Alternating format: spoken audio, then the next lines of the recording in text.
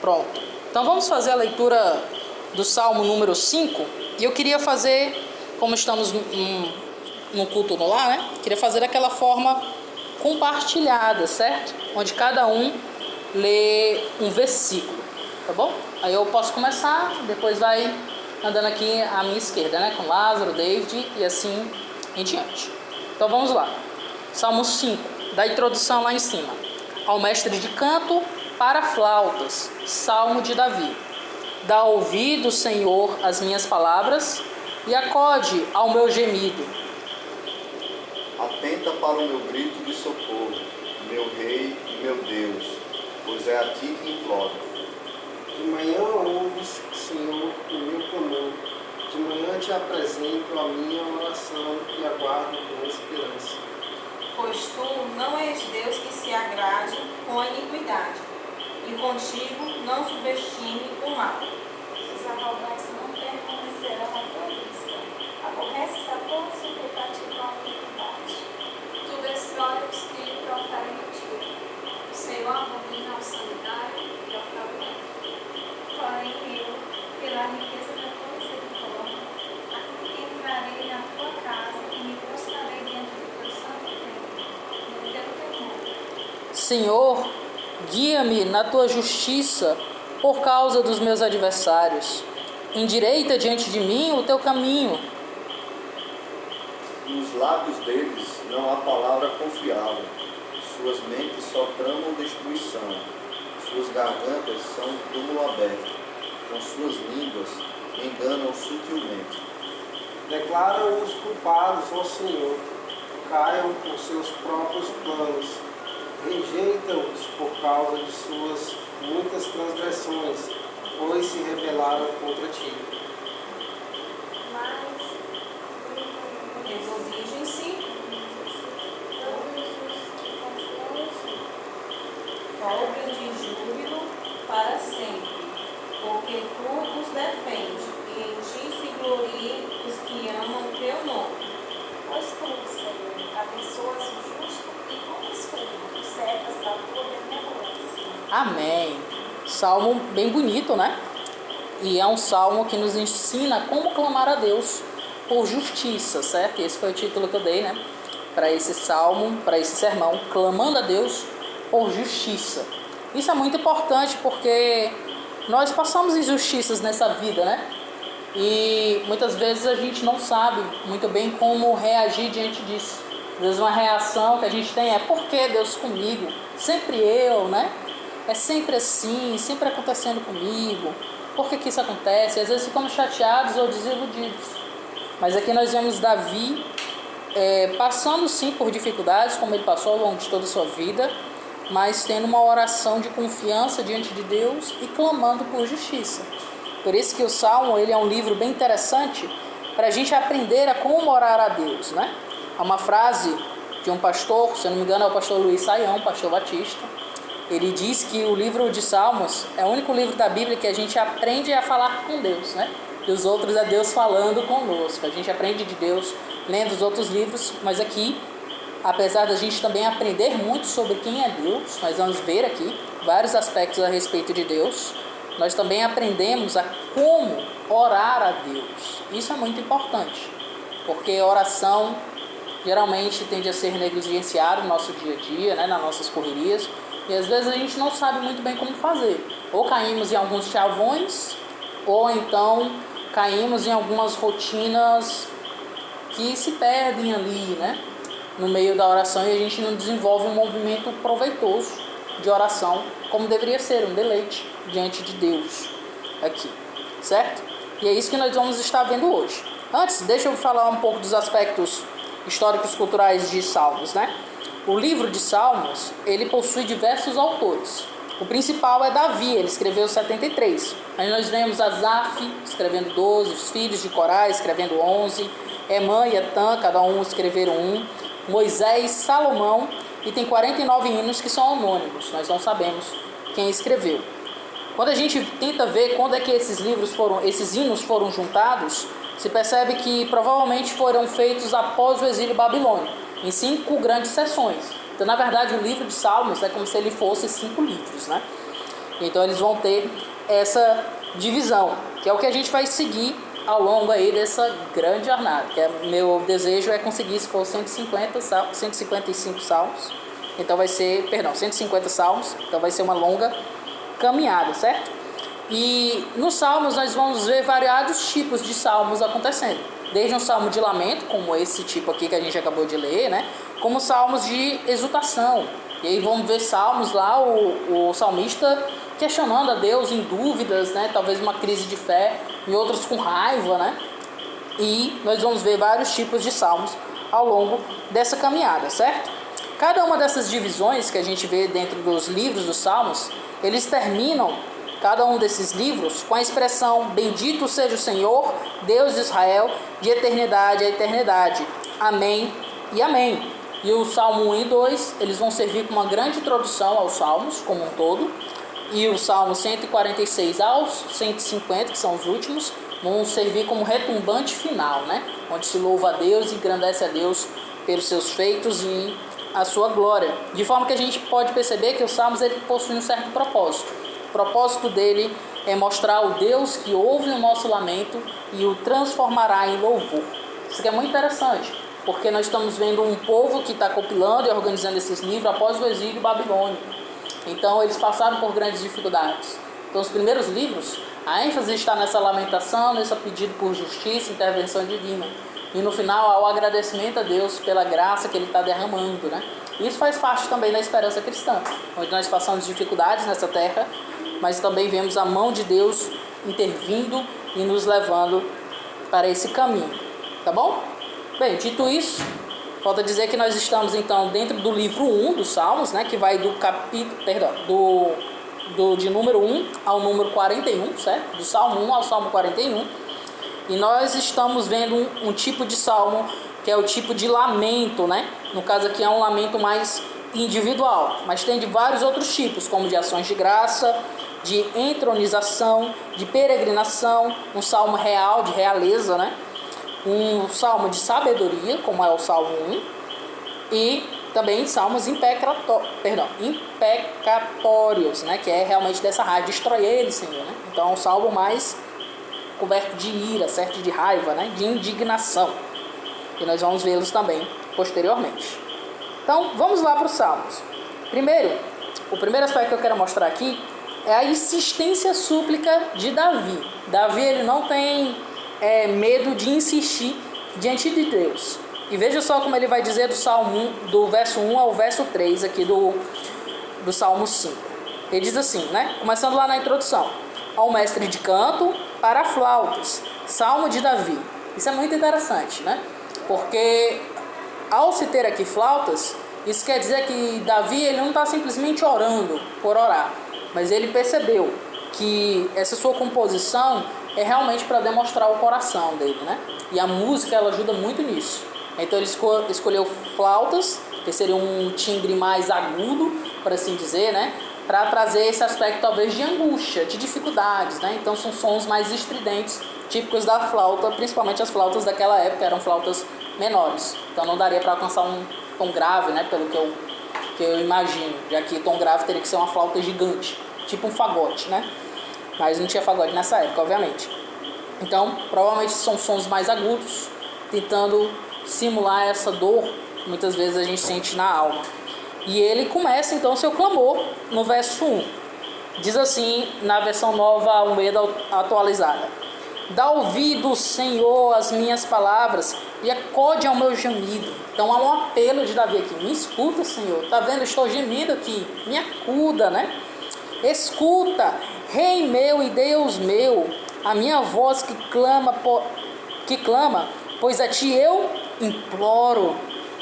De manhã, Senhor, ouves a minha voz. De manhã te apresento a minha oração e fico esperando. Perceba a insistência, o senso de urgência aqui. De manhã, ele já busca falar com Deus. De manhã, Senhor, eu já estou aqui pedindo a Ti. Já estou apresentando a minha oração e eu estou esperando. Eu estou aqui. A ideia é como se alguém fosse direto ali para Deus, batesse na porta, já trazesse sua petição e ficasse ali do lado de fora, né? Esperando. Então realmente é um ato de implorar muito. E há muita ênfase nesse estágio de Davi, de ficar esperando, de ficar implorando, de já de manhã estar ali fazendo com que Deus o ouça. Então, diante das suas dificuldades, Davi, ele não tem receio de clamar a Deus, porque ele entende que Deus pode solucionar a sua dificuldade. Isso é muito interessante, porque talvez a gente, dotado por uma consciência de que Deus ele é soberano e controla toda a história, a gente pensa que nós não podemos orar a Deus e clamar realmente, insistir em dores e lutas que nós temos. Mas nós vemos aqui que Davi, ele não economiza tempo para pedir e recorrer a Deus em oração e a depositar em Deus a esperança da solução, né? Ele não busca por ele mesmo solucionar a priori, ele busca de manhã, né? O primeiro ato do dia dele é buscar a Deus e esperar em Deus. Isso aqui é muito interessante, porque nós vivemos num mundo cada vez mais corrido, né? Então, muitas vezes nós levantamos já pensando nas atividades que a gente tem que fazer no dia. Nós não pensamos normalmente como Davi. A primeira coisa que ele faz é o quê? Buscar a Deus, implorar a Deus, esperar por Deus. E Davi, então, ele nos dá um grande exemplo de como ter um coração devoto a Deus e que confia nele, principalmente no meio da tormenta. Porque quando a gente está aperreado, a gente quer mais correr o mais rápido possível para resolver tudo, né? Mas aqui Davi percebe que tem algo mais fundamental antes. Que é preciso, apesar de tudo estar um caos, respirar um pouco e confiar naquele que é o soberano sobre a história, como ele mesmo vai classificar aqui, é o rei do mundo, né? Então a gente vê uma figura sobre Deus, um ensino sobre Deus. Deus é tratado como rei, aquele que rege as coisas. Então é clamar a esse rei, esperar nele, descansar nele e aí sim fazer as atividades. Então, mas o primeiro aspecto dele, o primeiro movimento dele é a insistência da súplica, né? E logo de manhã, é urgente, ele busca Deus, ele prioriza a busca por Deus diante das suas dificuldades. E por que ele faz isso? Vai ser justamente o segundo ponto que eu marquei aqui, que é o embasamento da súplica de Davi. Então Davi tem um embasamento do porquê que ele busca com urgência primeiro o Senhor. E é o que a gente vai ver do verso 4 até o 8. Veja só que ele diz: pois tu não és Deus que se agrade com a iniquidade, e contigo não subsiste o mal. Então ele percebe que este rei que é Deus, foi a forma como ele caracterizou Deus, ele é alguém que não se agrada com aquilo que é mal, com aquilo que é iníquo, né? Que não está correto, que não tem qualidade, que não possui uma equidade, um equilíbrio. E por isso que ele insiste com Deus, porque ele sabe que esse rei que comanda todas as coisas não se agrada das coisas ruins que estão acontecendo no mundo. E ele continua: os arrogantes não permanecerão na tua presença, odeias todos os que praticam a iniquidade. Então ele sabe que o humor de Deus não é favorável para aqueles que são malignos, para aqueles que querem o mal de Davi. E quando a gente estuda um pouco sobre a vida de Davi, a gente vê que muitos iníquos quiseram o mal de Davi, né? Davi teve que fugir boa parte da sua vida, viver em cavernas em alguns momentos, né? Mesmo depois de ter chegado ao reinado, foi traído pelo seu filho Absalão, decorrente também de frutos do seu pecado, mas foi traído e sofreu e teve que correr e fugir.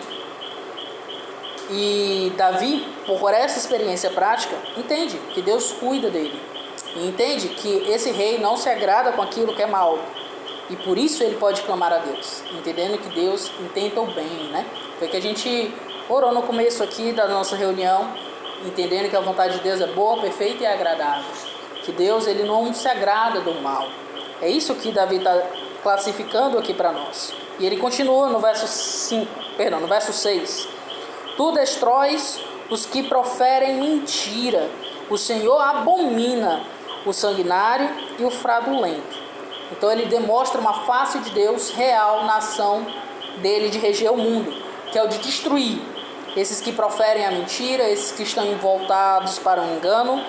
E como o Senhor os rejeita, os abomina, né? Como assim? Deus não aguenta estar ali presente eles, porque eles são intragáveis, certo? Com muita ênfase, Davi classifica Deus assim, como alguém que pune o mal e como alguém que não quer saber de associação ou de permissividade com aqueles que são sanguinários, fraudulentos, né?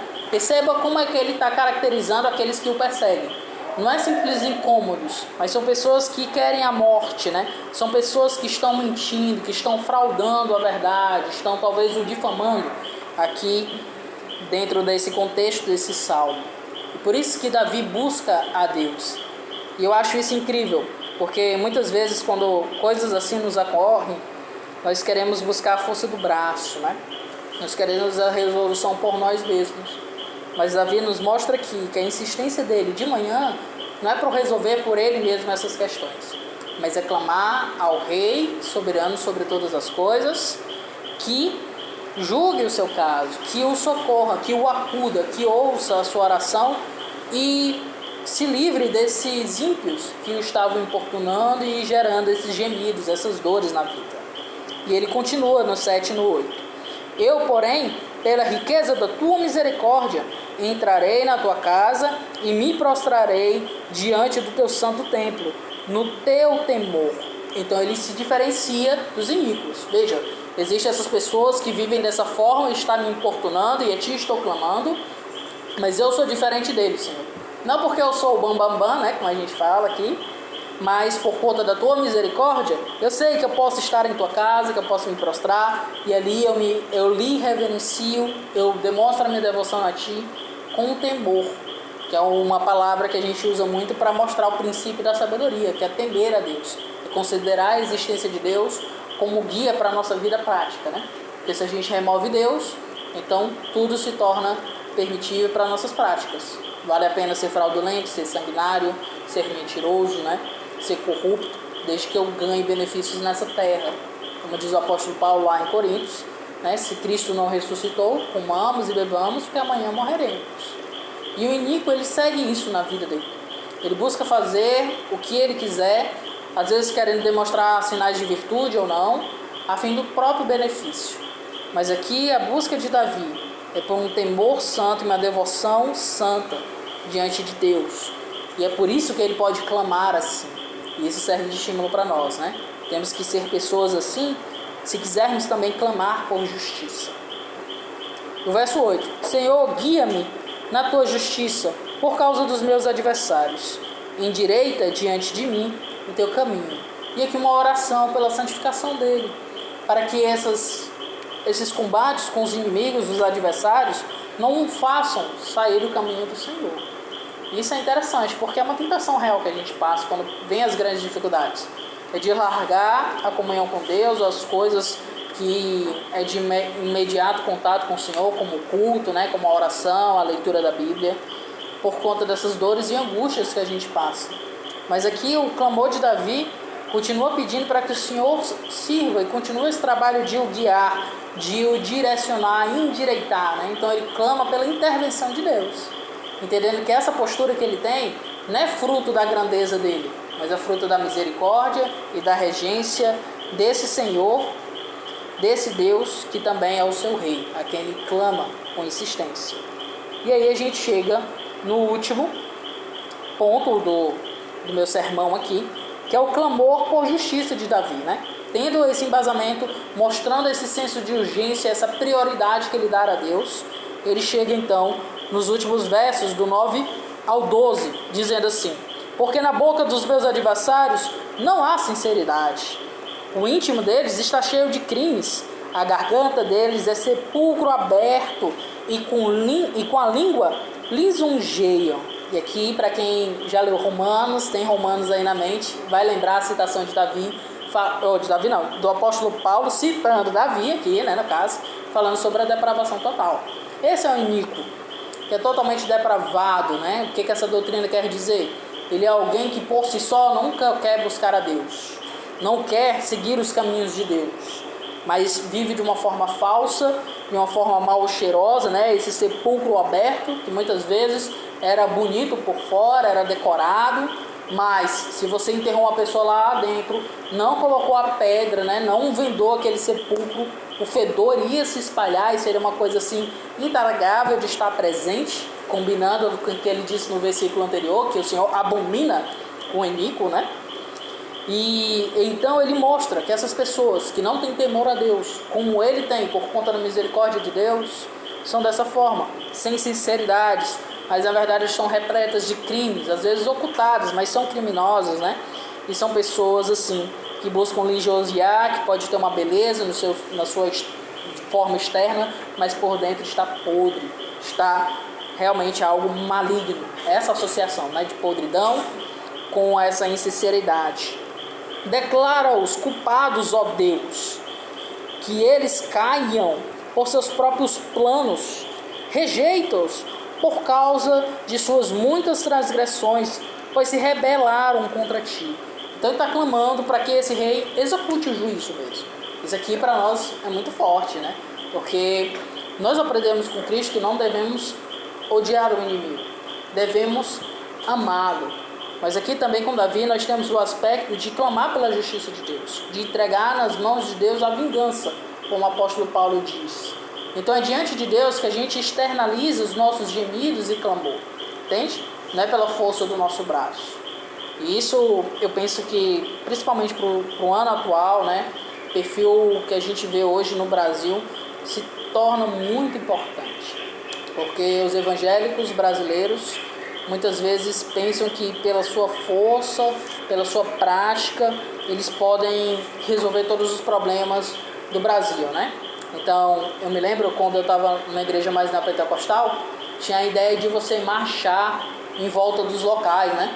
Então eu saía lá com os jovens marchando ali para destruir os demônios territoriais, a gente parava nos cantos, ela botava lá as mãos e ficava orando, né, a Deus, como se fosse Jericó, né? Mas aqui no Salmo de Davi a gente mostra que essa entrega está totalmente nas mãos de Deus. Ele é o rei que executa esse juízo. Cabe a nós aclamar e pedir por ele, por esses dias melhores, seja nessa questão de executar esse juízo contra esses que estão perseguindo de forma bem pessoal aqui, né? Seja as questões mais externas, por exemplo, a questão política, onde o apóstolo Paulo vai nos orientar que devemos orar para que nós possamos viver em paz, orar pelos governantes, pelos bens dos governantes, para que a gente possa desfrutar de paz, né? Isso aqui é muito legal, porque nós vemos cada vez mais os cristãos querendo se engajar em todas as esferas e não há um problema, mas quando o cristão pensa que é pela força do braço dele que ele resolve as coisas, Davi nos mostra que podemos estar muito equivocados nisso, né? Temos que aprender a confiar mais em Deus, esperar mais em Deus, clamar mais diante de Deus. E é isso que ele está pedindo. Senhor, faz o teu julgamento. Eu já disse como é o seu caráter, eu lhe conheço, eu estou aqui por tua misericórdia, eu já descrevi como são meus inimigos e por isso então eu te clamo. Declara os culpados, rejeita-os por causa das suas muitas transgressões, pois se rebelaram contra ti. Então não é simplesmente uma vingança pessoal, mas porque Davi percebe nesses homens que estão perseguindo essa rebeldia contra Deus, essa falsidade deles contra o próprio Deus. E ele continua, verso 11: mas alegrem-se todos os que confiam em ti, cantem de júbilo para sempre, porque tu os defendes, e em ti se gloriem os que amam o teu nome. E aqui nós temos uma outra figura de Deus, que é a figura de Deus como um guerreiro, como um defensor, né? Ele é o que nos defende, como vai dizer no verso 12: pois tu, Senhor, abençoas o justo e como escudo os cercas da tua bondade. Então Deus como esse grande escudo, como esse guerreiro protetor, né? Esse rei regente, mas também esse guerreiro que nos protege, esse grande guardião nosso, que nos abençoa, que nos dá motivo de nos alegrar. E é interessante porque Davi ele não terminou de uma forma egoísta aqui, né? Ele expande para todos. Alegrem-se todos os que confiam em ti. Ele percebe que essa luta que ele passa não é próprio dele somente, mas de todos aqueles que buscam viver no temor do Senhor, que pode ser alvo de coisas que nos fazem sofrer mesmo, por questões da nossa fé, convicções ou meios onde Deus está nos inserindo. Mas ele entende que Deus é esse grande guerreiro que nos protege, esse grande juiz que executa o seu juízo num determinado tempo, e por conta de ter essa liberdade, por meio da misericórdia de Deus, ele não tem receio de gastar tempo de qualidade clamando a Deus, priorizando Deus acima até mesmo das outras coisas. Por isso que desde manhã ele já está ali fazendo o Senhor ouvir, né, pedindo, esperando a intervenção de Deus, e entendendo que ele abençoa o justo, que é esse que vive de acordo com a misericórdia de Deus, que foi alvo desse amor de Deus, entendendo que a bênção de Deus, né, está sobre ele. Abençoa aqui está mostrando essa questão de estado, está no estado de receber essa bênção, né, está sendo abençoado, certo? Quando aprendi sobre hebraico aqui, a comparação que o professor fez seria de um vaso quebrado, né? Vaso quebrou. Quando a gente bota essa ênfase que ele está dando aqui no abençoas, ele quer que a gente olhe para o estado do vaso, de quebrado, né? Aqui no caso é o estado do justo abençoado. A mesma coisa se aplica aí ao cantem, né? Então nós devemos estar nesse estado de cantar de júbilo, porque a bênção de Deus nos acompanha. Podemos passar momentos de dificuldades, mas nós podemos clamar a Deus pela resolução delas, entendendo quem é o nosso Deus, para que aí sim a gente descanse dele, espere por ele, podendo desfrutar dessa alegria, desse canto de júbilo, dessa bênção, desse escudo que nos cerca da bondade do Senhor. Amém. Então esse é o sermão que eu trouxe, e eu quero trazer aquelas aplicações de sempre, né? Saber, sentir e fazer. 3 aplicações bem simples, certo? A última a gente vai ler uma passagem da Bíblia. E diz assim, que nós devemos saber aqui, mediante a esse estudo que foi dado. Conhecer o caráter de nosso Deus é fundamental para as nossas súplicas, né? Muitas vezes a gente não sabe suplicar porque a gente não conhece o nosso Deus. Às vezes a gente pede por coisas fúteis e sem sentido, sem pé e cabeça. Então conhecer quem é o nosso Deus, assim como Davi via Deus como um guerreiro, como esse rei regente, esse rei que não se agrada com a iniquidade, com a falsidade, é fundamental para que a gente aprenda a orar e a clamar a Deus nos momentos de dificuldade. Inclina teu coração a clamar e a confiar no Deus que te guia e protege. Temos que desenvolver essa confiança. É óbvio, na prática é difícil, né? No sofrimento é difícil. Aqui é tranquilo, a gente está relaxado, se reunindo, já vamos comer um lanchinho ali, né? Então é muito gostoso. Mas no meio do vamos ver aí da semana, corrida, dos estresses, né? E das dificuldades, é difícil ter essa confiança. Mas veja o que Davi fazia, né? Davi estava no meio do gemido ali, expressando a confiança e a espera dele em Deus. Então a gente também tem que desenvolver isso em nós, inclinar o nosso coração para se clamar nos momentos de dificuldade, não ter uma vergonha, um receio de fazer isso a Deus, mas também a confiar nesse Deus que nos protege e que é um rei soberano sobre toda a terra. E por fim, o fazer. Devemos desenvolver uma vida íntegra diante do Deus que é rei do mundo. Lembra, Davi era um homem segundo o coração de Deus, né? E ele sabia da sua integridade, não por conta da sua grandeza, como ficou bem evidente aqui, né? É por conta da misericórdia de Deus sobre ele, mas ele entendia que ele era alguém justo. Foi como ele se classificou aqui e classificou todos aqueles que seguem os caminhos de Deus. E por conta disso é então que ele desenvolve uma postura de clamar a Deus. Isso me lembrou muito de um livro do Novo Testamento que faz muito uso ou alusões a Salmos e também ao Sermão do Monte, lá em Mateus, do 5 ao 7, né? E o livro é o livro de Tiago. Vamos lá ler do Tiago, capítulo 4, do verso 1 ao 3. E olha só que interessante essa exortação que Tiago fará aqui aos irmãos. Tiago, capítulo 4, do versículo 1 ao 3. Diz assim: de onde procedem guerras e contendas que há entre vós? De onde, senão dos prazeres que militam na vossa carne? Cobiçais e nada tendes, matais e invejais, e nada podeis obter. Viveis a lutar e a fazer guerras, nada tendes, porque não pedis. Pedis e não recebeis, porque pedis mal, para esbanjardes em vossos prazeres. Está vendo? Os homens gerando dor, sofrimento sobre si e sobre outros, e quando iam diante de Deus, em vez de pedir da forma correta, como Davi nos deu um belo exemplo aqui, nesse salmo, né, nesse canto, que era feito para ser tocado com flautas, ou seja, era um hino provavelmente conhecido por esse povo, a quem Tiago escreveu, ou pelo menos algum deles, né, já que havia muitos judeus convertidos na época. Eles não sabiam como pedir a Deus, como clamar a Deus, porque o pedido deles estava fundamentado não numa vida íntegra, mas numa vida suja, né? Voltados para si mesmos, para os seus próprios prazeres. E esse é um cuidado que a gente tem que ter. me lembro de uma história, para finalizar, certo? De um pastor que ele contou a história do que ele evangelizou uma pessoa no hospital, né? E ela disse que sabia por que ele estava ali. E aí o pastor perguntou, por que você está aqui? Pastor, porque eu já fui da igreja. Eu era um crente, eu e minha família, a gente ia sempre para a igreja aos domingos. E eu estava lá, ouvindo sermão, sendo edificados. E aí nós tínhamos muita dificuldade para ir para a igreja. Tínhamos que andar muito, pegar ônibus, né?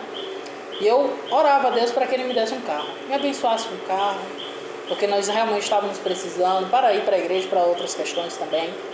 E Deus foi e nos abençoou com um carro.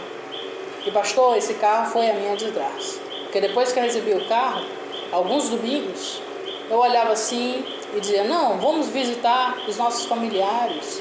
E pegava e ia, né? Ali de vez em outra. Mas também às vezes vinha vontade, não, vamos tirar hoje o dia para ir para a praia. E conforme isso foi crescendo em mim, eu deixei de ir para a igreja e fui me dedicando a essas coisas. Até que um dia eu sofri esse terrível acidente e agora eu estou aqui diante de você dando esse relato. Consciente que Deus destruiu esse meu carro porque eu não soube pedir a Ele para algo realmente maior. Não foi por um motivo de querer louvar a Deus, né? Mas foi para usar meus próprios prazeres. Então, que confissão de arrependimento poderosa, né? Eu adaptei algumas coisas que eu não lembro com muita claridade, mas a história mais ou menos é por esse caminho. E a gente tem que aprender isso, certo? Não é errado pedir por ser abençoados ou por ajuda nas coisas que estamos tentando fazer. Mas temos que ter cuidado para que essas coisas não estejam fundamentadas em um coração que não está devoto a Deus, né? E foi o problema deste homem, que se deixou levar pelas próprias bênçãos que recebeu do Senhor. Bom? Amém. Vamos então orar e agradecer a Deus por esse momento. Queria pedir para o Tiago, pode orar por nós? Ou o Tiago não, Lázaro. Sempre troca o nome de vocês, né? Incrível. Pode orar por nós, irmão. Vamos orar.